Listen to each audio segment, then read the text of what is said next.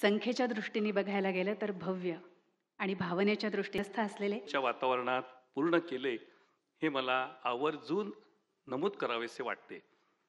दादांच्या आयुष्याचा प्रवास गंगोगासारखा झाला असे मला वाटते. दादांच्या आयुर्वेदातील काम आपल्याला माहिती आहे, पण त्याचबरोबर त्यांचे इतर सामाजिक व संघपरिवारासाठी असलेले योगदान व त्यांनी निर्माण केलेले विविध प्रकल्प आपल्यासमोर मांडण्याचा मी प्रयत्न करतो.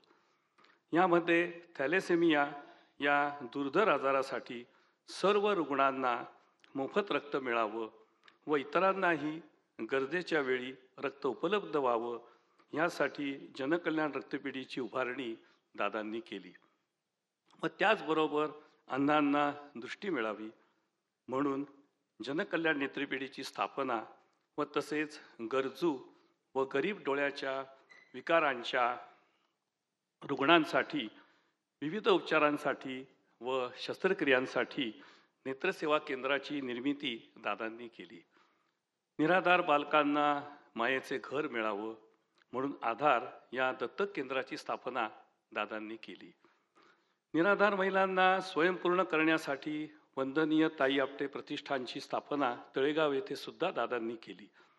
या सर्व प्रकल्पांचा संपूर्ण प्रवास या पुस्तकामध्ये आहे. त्याचबरोबर माननीय नानाजी देशमुख यांच्या बीड जिल्ह्यातील कामासाठी दादांचे विविध प्रकारचे योगदान या पुस्तकामध्ये आहे.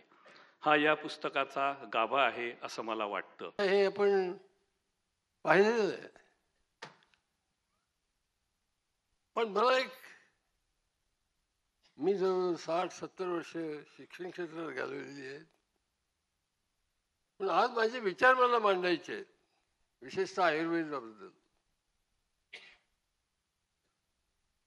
भागवत जे पूर्ण ते अनेक अर्थानं वैशिष्ट्यपूर्ण आहे. विशेषतः आयुर्वेद शास्त्रामध्ये पूर्ण हे नेहमीच अग्रगण्य राहिलेलं आहे. पुण्यामध्ये दिग्गज असे आयुर्वेद जाणकार, आयुर्वेदामध्ये ज्यांनी संबंध आयुष्य स्वतःच वाहून घेतलं, त्यांची मी मुद्दाम माझ्या मित्राकडून यादी काल मागवून घेतली. प्रेरणा हाही एक उद्देश आहे हा ग्रंथ प्रकाशित करण्यामध्ये. ती प्रेरणा कोणची आहे तर हे आपल्यासारखे आहेत ज्यांनी जरा अधिक परिश्रम केले, पण मी करू शकतो, हे करू शकतात तर मी करू शकतो. राम करतो म्हणजे मी करू शकतो असं नाही आहे, शिवाजी महाराज करतात म्हणजे मी करू शकतो असं नाही आहे, पण हे करू शकतात तर मी करतो. ही प्रक्रिया चालते आणि ही प्रक्रिया म्हणजे संघाचं काम आहे. हे संघाचं काम त्यांनी आयुष्यभर केलेलं आहे आणि संघाचे स्वयंसेवक टेक्निकली नसलेले अनेक लोक हे काम करत असतात संघाचं काम. आणि हे काम संघाचं काम म्हणजे संघाचं काम नाही, हे मनुष्यत्वाचं काम आहे, हे आपल्या समाजाचं काम आहे. हे सर्वांचं जीवन उजळून निघावं याकरता आपलं कर्तृत्व खर्च करून स्वतःचं जीवन उजळून घ्यायचं काम आहे. त्यामुळे ते सगळ्यांनी केलं पाहिजे अशी प्रेरणा मिळते. आदर्श मार्गावर प्रकाश टाकतात आणि अशी आप्त उदाहरणं आपल्याला त्या मार्गावर सतत चालत राहायचं धैर्य देतात. कधी कधी कच खातो माणूस अशा मार्गावर, तेव्हा त्याला आसपासची अशी उदाहरणं आठवली की पुन्हा हिंमत धरून तो पुढे जातो. एक गिरनारचा पहाड चढताना दोघ जण जात होतो. अर्ध्या रस्त्यावर आमचे सोबती होते, जरा सिनियर होते, ते थकले. ते म्हणाले आता तू जा. मी त्यांना म्हटलं चला आत्तापर्यंत आलात, मी आहे सोबतीला, जाऊ आपण पुढे. पुढे गेल्यावर थोड्या वेळाने मी थकलो. मग मी म्हणालो जायचं का परत? तेवढ्या आता इतकं आलोय तर परत कशाला जायचं, पुन्हा करू. गेलो, आम्ही जाऊन आलो पूर्ण. पण मध्ये एकदा त्यांना मी आणि एकदा मला त्यांनी हे सांगितलं नसतं तर कदाचित आम्ही अर्ध्यावरून परत आलो असतो. असं असतं सामान्य माणूस. त्याला सोबती लागतो, मग तो कोणताही रस्ता चालायला तयार असतो. अशी सोबत करणं, त्यातनं समाजात परिवर्तन घडतं. कोणीकडे जायचं, दिशा कशी, रस्ता कोणचा, पावलं कशी टाकायची, हे सगळं मार्गदर्शन महापुरुष करतात. इंग्रजीत एक वाक्य आहे, ideals are like stars which we can never reach, but we can plot our chart according to them. आपण आपला रस्ता आखू शकतो आदर्शांच्या प्रकाशात. त्या रस्त्यावरून प्रत्यक्ष चालणं हे त्याच्याकरता असे आप्त मित्र सोबती आपल्यासारखेच असून आपल्या 5 पावलं पुढे असणारे, त्यांची 1000 पावलं पुढे जायची क्षमता असली तरी 5च पावलं पुढे राहून समाजाला आपल्याबरोबर नेणारे हे असावे लागतात. आणि असे लोक हे खरोखर असणं आसपास हे आपलं सर्वांचं भाग्य आहे.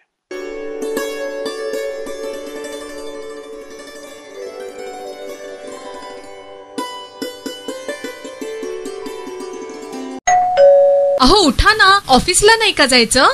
अगं मला आज फ्रेशच वाटत नाही, काही करायची इच्छाच नाही. अहो मग तुम्ही आजपासूनच न्यू युनायटेड फार्मसीचे गुड मॉर्निंग चूर्ण घेणं सुरू करा. अपचन, मलावरोध, बद्धकोष्ठ, आम्लपित्त आणि पोटाच्या तक्रारींवर खात्रीशीर आयुर्वेदिक उपाय. गुड मॉर्निंग चूर्ण.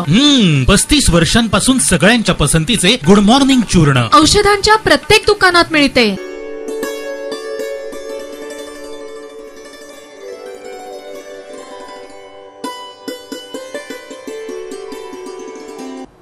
काय की मी या संस्थेशी म्हणजे निरंजन संस्थेशी मी जवळजवळ मला 4 ते 5 वर्षापासून जोडला गेलेलो आहे.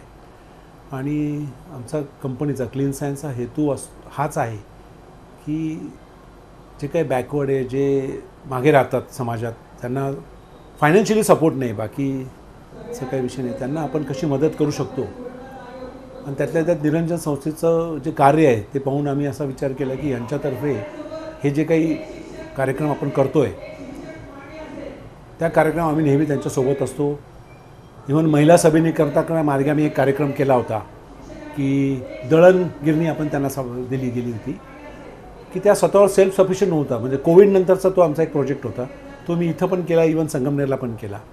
आणि तसंच आमच्या कंपनीतर्फे आम्ही डिजिटल स्कूल्स या बरेच काही प्रोजेक्ट दौंड तालुक्याच्या आजूबाजूला नेहमी करत असतो. इव्हन पाझर तलाव त्याच्याकरता पण आम्ही आता वॉटर हार्वेस्टिंगचं काम करतो.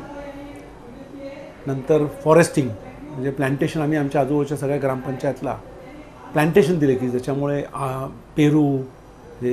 पेरू किंवा मँगो की ते तुम्ही लावा, ते लावून आम्ही त्यांना मदत केली, आम्ही सप्लाय केलं. आणि ग्रामपंचायतला विनंती केली की त्यांना तुम्ही ग्रामपट्टीमध्ये त्यांनी जर जोपासले व्यवस्थित तर त्यांना त्याच्यात 50% सूट द्या. आज हा एक आगळा वेगळा कार्यक्रम चिमुकल्यांसाठी 5वी पासून 10वी पर्यंतच्या विद्यार्थ्यांसाठी त्यांना ज्या गरजू गोष्टी लागतात ते शालेय किट देण्याचं काम या संस्थेने, निरंजन सेवाभाऊ संस्थेने केलेलं आहे.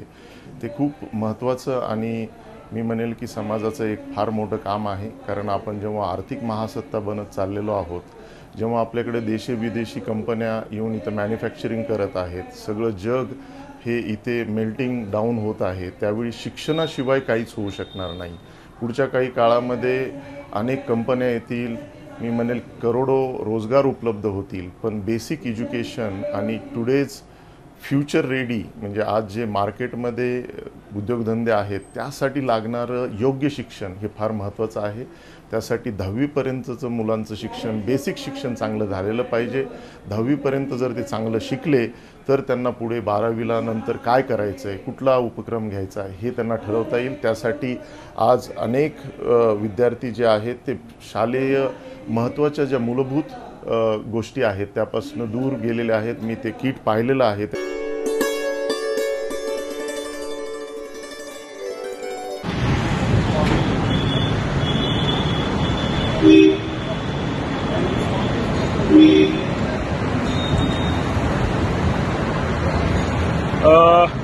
माणिकबाग सिंहगड रोड येथे काल गाड्या रस्त्याने फोडण्याचा प्रकार घडलेला आहे. इथले स्थानिक नागरिक आहेत सोबत. सचिन भाऊ मोरे विलासजी नरे, शिवाभाऊ पासलकर. सचिन भाऊ, काय सांगाल एकंदरीत काय प्रकार आहे हा? हा जो प्रकार आहे हा एक मातृत्वनी केलेला प्रकार आहे. मागील काळात देखील सेगरोड भागामध्ये असे थोड्याफार घटना झाल्या होत्या, परंतु याची घटना जरा जास्त झालेली आहे. कारण साधारण एक 3 किलोमीटरमध्ये सर्व या गाड्या फोडण्यात आलेल्या आहेत. साधारण 2:30 वाजताच्या सुमारास या घटना झालेल्या आहेत. सर्वसामान्य नागरिक स्वतःचा व्यवसाय आणि नोकरी सांभाळून संध्याकाळी घरी आल्यानंतर जेवण करून झोपल्यानंतर हा रात्री 2:30 वाजता केलेला प्रकार आहे. ज्यांना पार्किंग नाही त्या गाड्या रोडला लागतात आणि त्यांनी त्याच गाड्यांना लक्ष केलेलं आहे. आणि यामुळं नागरिकांमध्ये एक भीतीचं वातावरण झालेलं आहे. कारण रात्रीच्या वेळी काही लोक दुसऱ्या कामावर राहतात, त्यांनाही मारण्याचे हा प्रकार भविष्यात होऊ शकतो. त्यामुळं आम्हाला अशी विनंती पोलीस प्रशासनाला की आपण थोडंसं वचक वाढवण्यासाठी या ठिकाणी थोडीशी गस्त वाढवावी किंवा एखादी रात्रीच्या वेळी आपण फेऱ्या माराव्यात, जेणेकरून अशा माथे फिरूनला काहीतरी थोडंसं त्यांना चाप असेल